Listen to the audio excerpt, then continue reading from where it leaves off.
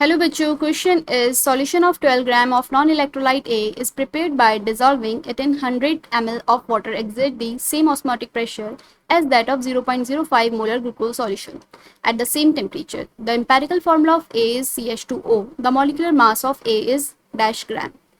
So key concept of this question is osmotic pressure. हम colligative property में osmotic pressure एक property पढ़ते थे जो यूज़ होती है किसके लिए, मॉलिक्यूलर मास कैलकुलेट करने के लिए किसी भी इलेक्ट्रोलाइट का या किसी का जो प्रोटीन वगैरह जो भी लार्ज मॉलिक्यूल रहते हैं उनका मॉलिक्यूलर मास निकालने के लिए हम ऑस्मोटिक प्रेशर कॉलिगेटिव प्रॉपर्टी का यूज़ करते हैं. तो इसका फॉर्मूला क्या रहता है, पाई इज इक्वल टू में सी आर टी. सी क्या है, concentration, R is gas constant, T is temperature. Pi क्या है मेरे पास यहाँ पर, ऑस्मोटिक प्रेशर. यहाँ पे लिखा है सेम ऑस्मोटिक प्रेशर है इलेक्ट्रोलाइट ए का विद ग्लूकोज. तो ऐसे सॉल्यूशन का जहाँ पे सेम ऑस्मोटिक प्रेशर रहता है उसको हम क्या बोलते हैं, isotonic solution. And isotonic solution के अंदर जो ऑस्मोटिक प्रेशर रहेगा ए का इक्वल टू होगा किसके, वो ग्लूकोज के.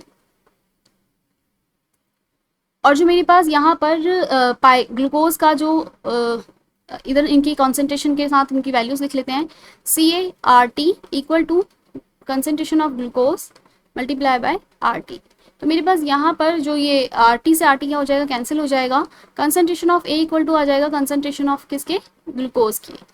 तो यहाँ पे मेरे पास जो कंसेंट्रेशन इक्वल टू होता है वो क्या होता है, number of mole divided by volume of solution. तो वॉल्यूम ऑफ सॉल्यूशन जो है यहाँ पे दोनों में 1000 ml ही है. तो अगर मैं इसको कंसेंट्रेशन को एक्सपेंड करके लिख दें, number of mole divided by volume of solution and number of mole of glucose divided by volume of solution. तो मेरे पास ये वॉल्यूम से वॉल्यूम कैंसिल कट जाएगा क्योंकि ये क्या है, दोनों ही 1000 ml है. तो number of mole of A is equal to में आ गया मेरे किसके, number of mole of glucose के. एंड ग्लूकोज के जो नंबर ऑफ मोल होते हैं वो क्या होगा मेरा, गिवन मास.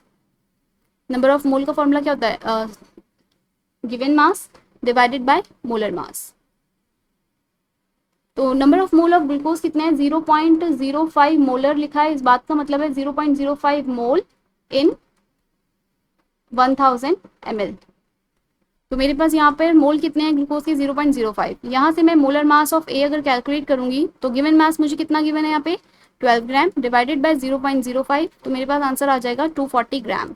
तो मोलर मास ऑफ ए मेरे पास आ गया यहाँ पे क्या, 240 ग्राम. और आपको यहाँ पे क्या करना है, यहाँ पे मुझे एम्पेरिकल फार्मूला गिवन है CH2O. इसका कोई यूज़ नहीं हुआ, बट अगर क्वेश्चन में वो मुझे मॉलिक्यूलर फार्मूला पूछ लेता तो मॉलिक्यूलर मास को डिवाइडेड करके एम्पेरिकल मास से हम इसका मॉलिक्यूलर फार्मूला निकाल लेते.